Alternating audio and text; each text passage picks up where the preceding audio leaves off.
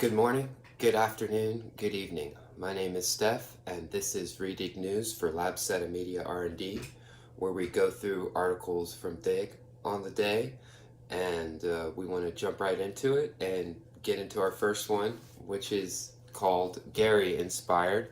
I'm going to leave that as a moment. We'll get into that in a second. Let's check out the article here, and it's coming from, we're going to pull this back. I've had some technical difficulties, so I've in the middle of doing this a couple times. We're pulling this off the site Digg here. Okay, if you get a chance, check it out. And if you've ever been inspired to just try to build a house out of anything, well, this guy did it. So we're gonna pull apart his Few finishing touches, the Airbnb was done.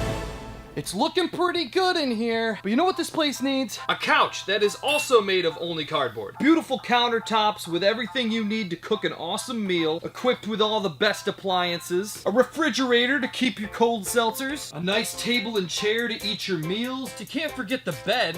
What's an Airbnb without the bees? And if you're cold, you can warm up by the fireplace. Now, I know what you're thinking, cardboard house, fire, probably not a good idea, but I'm a risk taker, so here we are. And to top it all off, we've got some cardboard art made by yours truly. So this place is looking pretty good. It's standing pretty dang solid. I don't think it's going anywhere. Unless, of course, it rains. But I've got my pictures. It's time to put this thing on Airbnb. So I made the most legendary cardboard house and Airbnb accepted it. Yes! And after only 2 days, Last night, somebody booked the Airbnb and they are checking in today. Which means I need to get this place ready to go. I couldn't believe it. $687 in and I built the world's first cardboard Airbnb. Dude, this wall is... So I hope you enjoyed checking that out. This is the idea that, yeah, he's going to go through it. But again, Jake Carlini, check out his channel. I went ahead and subscribed. But don't think that that's just something that hasn't been done before as far as being inspired by cardboard. I wanted to pull up this designer. His name is Frank Gerry. He actually, if you can find any of his cardboard chairs, you can see here they're quite expensive. And he's in the Met Museum, the contour chair. So it transforms cardboard, right, into a durable, visually dynamic, and structurally sound piece of modern design. So there is some ideas behind design and cardboard. Next, I'm gonna jump right into automate. We're gonna move through these with you guys today. How to survive automation. Where's your place in the future of work? So this is by Sam Brinson. This is 10.medium.com.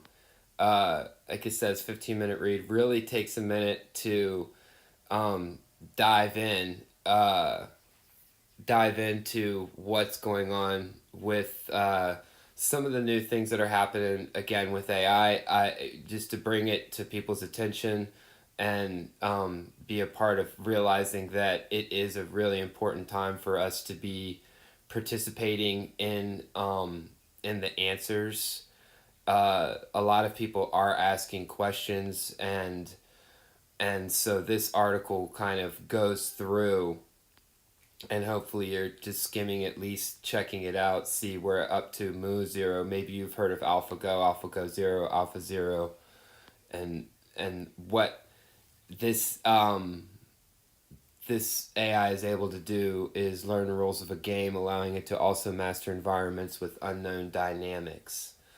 It is learning on its own, is what some of this is getting into. And so we're sorting, okay, what does this mean when there's these jobs that are changing and shifting places.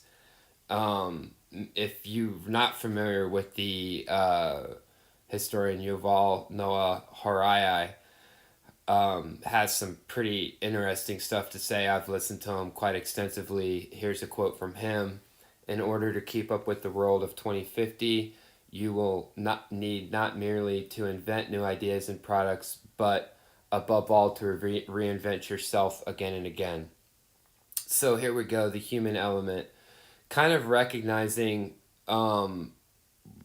what we're able to do, and also consider even things like this. In fact, AI and deep learning pioneer Geoffrey Hinton believes that human minds and current AI aren't all that different.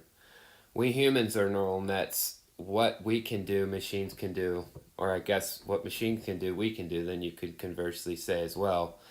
So, again, you're seeing here robot carers, algorithmic therapists, um, and again, another quote from Yuval: just as the Industrial Revolution created the working class, automation could create a global useless class. I would disagree with maybe the word useless. And the political and social history of the coming decades will revolve around the hopes and fears of this new class.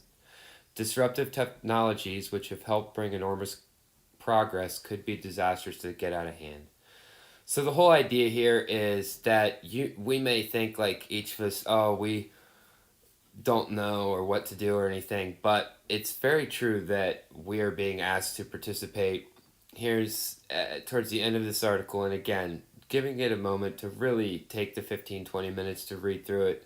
I highly recommend.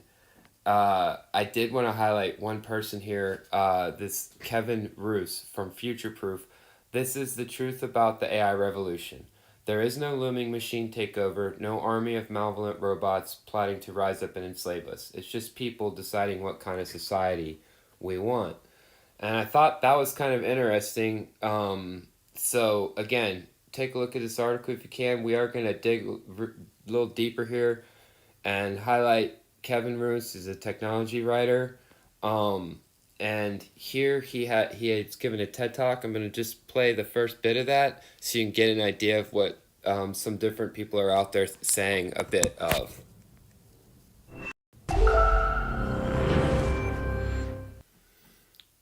I love that. I love where he's headed here in the message. So yeah, once again, that's Kevin Roos. There are different ways that we can start looking at some of these things. So felt like it was reasonable and to bring that up. I'm on this one. This is again another creator, Johnny Harris. Go ahead and subscribe to him if you can.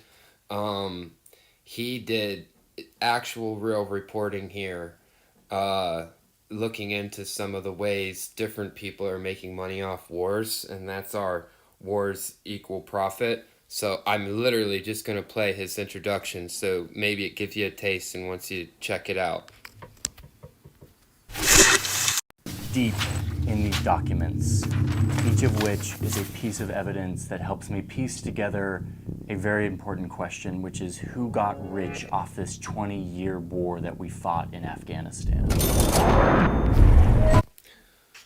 And let me tell you, he really gets into it here. So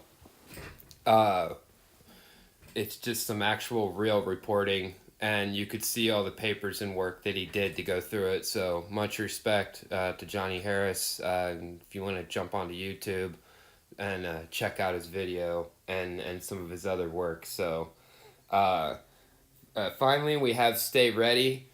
Here we have a kind of a fun one. Comedian hijacks movie theater after projector breaks down, proceeds to do stand-up.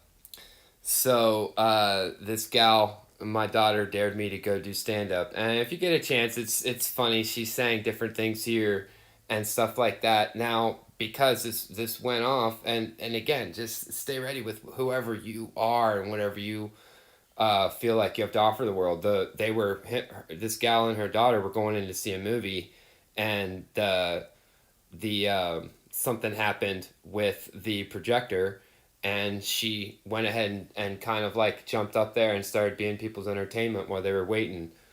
Subsequently, NBC News just did a article on her and things, and in here it just says there you can. So this is also something to note when you're looking for things. You can see who's also the founder of nonprofit Momic Productions, which supports women in the art. They don't put a link, but you can go in there and find it. So whenever you're checking into things, you can do that. So we went ahead and, here we are. This seems to be the group. That seems to be the same person. And hey, just thought we'd highlight this creator and say they're doing what they're doing, and they jumped in, and also for our own selves. So that was Tiffany King, and even just for our own selves to think like be ready for our moments, you know. So that's what we have for today, and I hope that some of this stuff was stimulating. We learned a little bit about different mid-century designers through some guy who was building a cardboard house on TIG and automation. Some of this stuff can feel pretty strong, but let's start tapping into some of our emotional states and the way that we treat each other, and participate wherever and however we can with the conversations moving into the future.